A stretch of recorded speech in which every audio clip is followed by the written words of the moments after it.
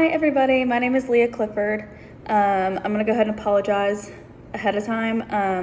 We're in the military and we have not gotten our household goods yet. So if it's super echoey in here, I'm really sorry. I literally have nothing in my apartment right now. So just bear with me. But this is my project pitch video. So I'm just gonna read through the questions and we will get started. So question number 1 was, did you choose the project? Yes, I did. Question number 2, what is your topic and why did you choose it? So my topic is going to be encouraging therapy for struggling adolescents. And I chose it because adolescence starts and marks the beginning of a lot of changes. And with that comes a lot of mental health struggles. And oftentimes adolescents are really wary about getting help because of preconceived notions and being stereotyped. And a lot of teens feel really embarrassed or ashamed to ask for help because of the idea that they're crazy or insane, or they're not bad off enough to seek therapy, or for therapy to even be warranted. Question number 3, why do you think it is a worthy topic? I think that everyone deserves to feel worthy of mental health assistance if it's needed or if it's desired. Adolescents are what make up our future, and they, just like anybody else, deserve to know that therapy and taking care of their mental well-being is the same as going to their primary care physician for the cold, or going to the dentist for, a filling for a cavity, and that you're not insane or crazy for struggling and needing help. You're worthy of good mental health, and that is out there for you. Question number 4 was, what 2 disciplines are you using and why are they relevant? The 2 that I chose, number 1 being preconceived notions and stereotypes, and then number 2 was being sane in insane places. I chose these, and I think that they're relevant because of the preconceived notion or stereotype that if you are seeking or receiving mental health therapy, that you must be crazy, and that's not true.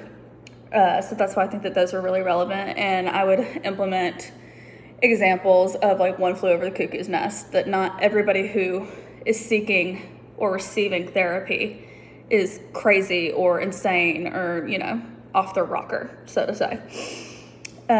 Number 5, what format are you envisioning? Who is your target audience? Explain why your format is appropriate for your target audience. So I am targeting 12 to 18-year-olds, so adolescents.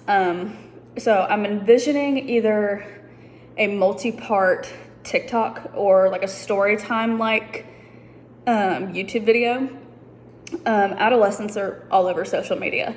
They love watching TikTok, they love YouTube, they love storytime YouTubers, and I think that they would be much more willing to watch and pay attention to somebody on social media and in the privacy of their own home, at their time of choosing when to watch it, and as opposed to going to an assembly at school, or in health class where during adolescence these topics are still really taboo and people don't really talk about the importance of them, and it's kind of lame to seek mental health help. So I think that putting something on a platform like social media is going to catch their attention much more than it is going to be in a room full of their peers where it could be embarrassing. Number 6, what are 2 ideas that you have for your topic? I plan on making it really lighthearted and just a safe space where teens would feel comfortable asking questions or, commenting, hey, I related to this because of this. Just being able to vent or, whatever, what have you. And then the second idea is, this is something that I've learned in another one of my classes, and it's a debate in therapy where therapists should or should not self-divulge information to their clients. I think that if done appropriately, that it can be a really, really helpful tool. So self-divulging appropriately, teens who are struggling mentally oftentimes feel really, really alone in their emotions and their struggles and their experiences and their feelings. And sometimes they're really scary thoughts and feelings. And to have somebody, openly sharing that and seeing somebody who's come out on the other side of that because of therapy, I think would be really inspiring for some teens, and make them not feel so isolated and help encourage them to at least consider seeing a therapist. Number 7, draft your guided question. I'm kind of going back and forth between these two because I don't really know, so maybe some of you in the comments can help me decide. Because I did kind of have to look up like a example to help prompt me. But I wrote down, if I could prove to you that going to therapy doesn't mean you're crazy, would you go?